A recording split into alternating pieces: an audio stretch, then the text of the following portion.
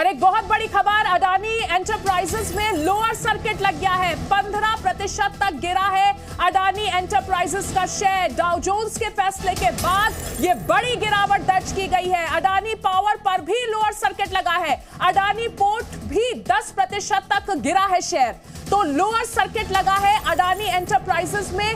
15% तक गिर गया है अडानी एंटरप्राइजेस का शेयर। डाउ जोन्स के बड़े फैसले के बाद यह मार्केट में गिरावट देखने को मिली है। लोअर सर्किट लग गया है।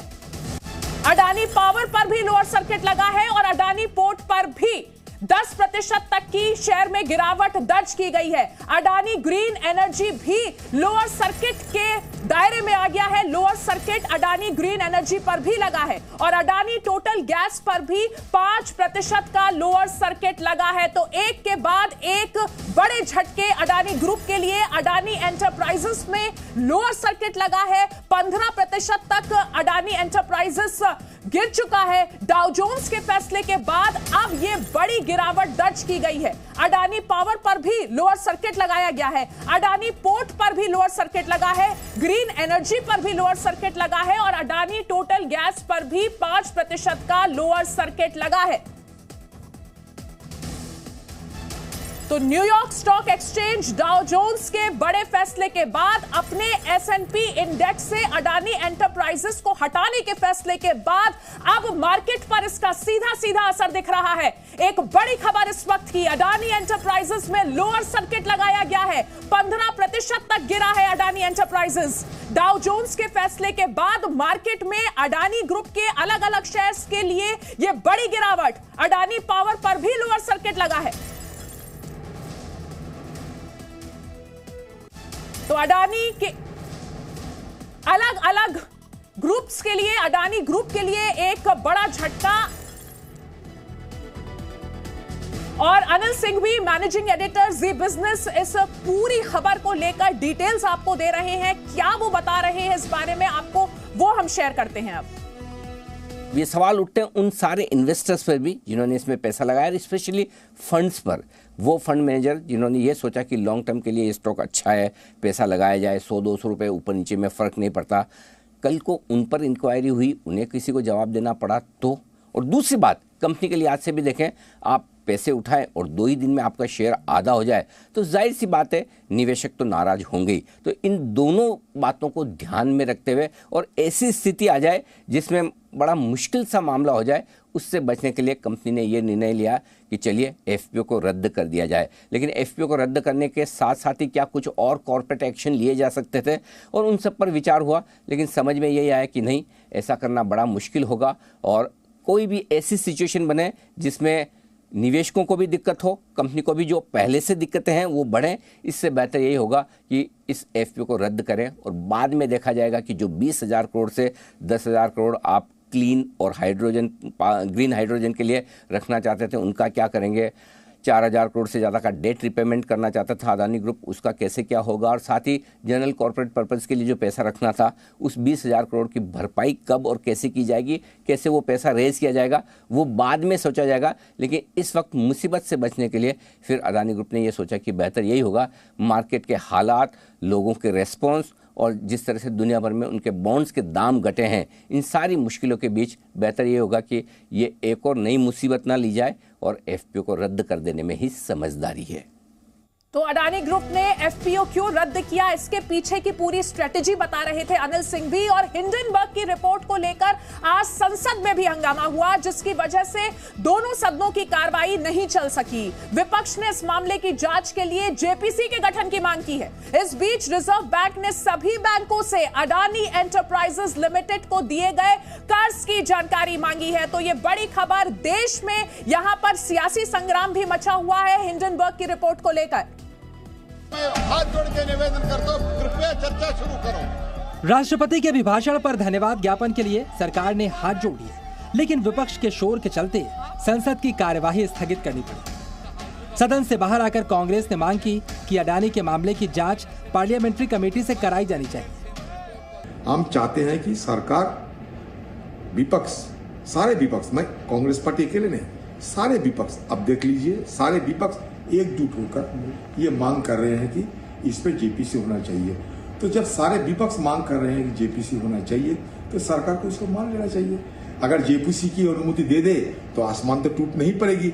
हम सब विस्तार से चर्चा करके निकालेंगे भाई कहाँ कोई गलती हुआ या नहीं, क्योंकि आज हिंदुस्तान में ये मुद्दे को लेकर काफी एकदम मतलब सारे हिंदुस्तान में एक हलचल मच चुके हैं, आर्थिक हलचल मच चुके हैं। संसद के दोनों सदनों में विपक्ष ने आज लगातार हंगामा किया। रामपाल जी, विपक्ष तो संसद चलने नहीं दे रहा है। वो कह रहा है कि अदानी मामले पर जो हिंडनबर्ग की रिपोर्ट आई है, आप ज्वाइंट पार्लियामेंट्री कमेटी बनाइए जांच के लिए या सुप्रीम कोर्ट की निगरानी में जाते हैं। एक्चुअली ऐसा है कि कल का जो बजट आया उस बजट के बाद इन लोगों के पास बोलने के लिए कुछ है नहीं, तो बेवजह व्यवधान पैदा करने की कोशिश कर। और जी मीडिया संवाददाता रवि त्रिपाठी इस वक्त हमारे साथ तो फोन लाइन पर जुड़ गए हैं। रवि, हिंडनबर्ग की रिपोर्ट को लेकर अब विपक्ष पूरी तरह से अडानी ग्रुप को यहां पर कटघरे में खड़ा कर रहा है और इस मामले में जेपीसी जांच की मांग की जा रही है। जी बिल्कुल, देखिए कल भी सारे विपक्षी दलों की बैठक हुई। मल्लिकार्जुन खड़गे जो विपक्ष के नेता है उनके कमरे में बैठक हुई और आज भी बैठक है 10 बजे उनके कमरे में। और यही रणनीति है जो जयराम रमेश का ट्वीट है कि हमारी मांग जारी रहेगी। मांग यानी कि इंडिपेंडेंट इन्वेस्टिगेशन हो, चाहे जेपीसी से कराया जाए, ज्वाइंट पार्लियामेंट्री कमेटी इसकी जांच करे, और नहीं तो सुप्रीम कोर्ट के चीफ जस्टिस सुप्रीम कोर्ट की मॉनिटरिंग में इसकी जांच हो, ताकि इसका पता चले कि आखिर किस तरह की गड़बड़ी हुई है। क्योंकि सीधा सरकार पर हमला कर रहा है विपक्ष। उसका कहना है कि प्रधानमंत्री के इशारे पे ये सब कुछ हुआ है और अडानी जिस तरह से LIC में आम आदमी का पैसा लगा है, SBI में आम आदमी का पैसा है, और ये पैसा अडानी के कंपनीज को क्यों ऑफर किया गया और इस वजह से आज कहीं ना कहीं आम आदमी सफर करेगा। तो आम आदमी का हवाला देकर विपक्ष जो है सरकार को घेर रहा है। और आज भी देखिए हंगामा होगा, आज भी सदन के चलने के आसार नहीं है। कल आपने देखा कि इस तरह से लोकसभा और राज्यसभा दोनों में, आज लोकसभा और राज्यसभा दोनों में नोटिस दिया गया है विपक्ष की तरफ से, सांसदों की तरफ से, और ये मांग की गई कि सारी कार्यवाही को बंद कर सिर्फ इस मुद्दे पर चर्चा कराई जाए। हालांकि सरकार इसके लिए तैयार होगी नहीं, या लोक स्पीकर इसकी इजाजत देते हैं नहीं, अलग बात है, लेकिन फिलहाल विपक्ष इसी मूड में है कि इस मुद्दे को तोल देना है, मुद्दे को पीछे नहीं हटना है और सरकार को इस मुद्दे पे घेरना है। क्योंकि सबको पता है कि कहीं ना कहीं अडानी और प्रधानमंत्री, अडानी को घेरने का अर्थ है सीधे प्रधानमंत्री मोदी को घेरना। जी बिल्कुल रवि, और यही वजह है कि इस पूरे मामले में जो बाजार पर असर दिख रहा है वो तो है ही, लेकिन जो सियासी असर है वो भी साफ तौर पर नजर आ रहा है। बिल्कुल बिल्कुल, देखिए इसी साल में इस पूरे 9 राज्यों में चुनाव होना है, अगले साल लोकसभा चुनाव है, और ऐसे समय पे ये रिपोर्ट्स आई है हिंडनबर्ग की, और इस मामले पे सारा जिस तरह से अडानी को लेकर चर्चा हो रही है, जिसमें संसद चल रहा है, तो विपक्ष चाहेगा कि संसद के चलते हुए इस मामले पर सरकार को घेरना आसान होता है, उसमें जवाबदेही भी मांगी जा सकती है। क्योंकि अभी प्रधानमंत्री राष्ट्रपति के अभिभाषण पर उनका रिप्लाई होगा 2-3 दिन में, हो सकता है अगले मंगलवार को हो या बुधवार को हो। तो वैसी स्थिति में विपक्ष कहीं ना कहीं अटैक करके चाहेगा कि प्रधानमंत्री का रिप्लाई आए इस मुद्दे पर। अभी अलग बात है कि प्रधानमंत्री इस मामले को टच करते हैं नहीं करते अभिभाषण में, लेकिन विपक्ष की स्ट्रेटजी यही है कि अगर राष्ट्रपति के अभिभाषण पर चर्चा भी होती है तो पूरा विपक्ष इसी मुद्दे को उठाएगा और सरकार को घेरेगा।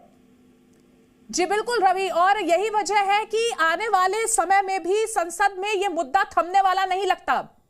नहीं बिल्कुल, देखिए मैंने कहा ना कि आपको संसद का सत्र जो है 13 तारीख तक है, लेकिन ऐसा पता लग रहा है कि बिजनेस एडवाइजरी कमेटी में ये तय हुआ है कि शायद 10 तारीख तक सत्र चलेगा। 2 इंपॉर्टेंट चीजें हैं, एक तो है कि आपको राष्ट्रपति के अभिभाषण पर चर्चा होना और प्रधानमंत्री का रिप्लाई होना, और दूसरा इंपॉर्टेंट जो है बजट पर चर्चा होना। तो क्या तय करता है दोनों सरकार और विपक्ष मिलकर क्या तय करते हैं तो अलग बात है, लेकिन फिलहाल विपक्ष की रवि आपको यहाँ रोकूंगी, हम अपने दर्शकों को स्क्रीन पर एक इमेज दिखा रहे हैं किस तरीके से अडानी ग्रुप के अलग अलग शेयर्स पर लोअर सर्किट लगा है। तो अडानी एंटरप्राइजेस में लोअर सर्किट लगा है, ये बड़ी खबर। डाउ जोन्स ने S&P इंडेक्स से बाहर करने का जैसे ही फैसला लिया उसके बाद एक बड़ा असर देखने को मिला है। लोअर सर्किट यहां पर लगा है, आप देख सकते हैं अडानी एंटरप्राइजेस में ये 15% की गिरावट दर्ज हुई है। अडानी पोर्ट्स की अगर बात करें तो यहां 6.24% की गिरावट दर्ज हुई है। अडानी पावर का अगर हम जिक्र करते हैं तो यहां पर 5% की गिरावट दर्ज हुई है। वहीं यहां पर अडानी ट्रांस की जब बात करते हैं तो 10% की गिरावट दर्ज हुई है। तो लोअर सर्किट लगा है, यहां पर एक बहुत बड़ा असर मार्केट में देखने को मिल रहा है।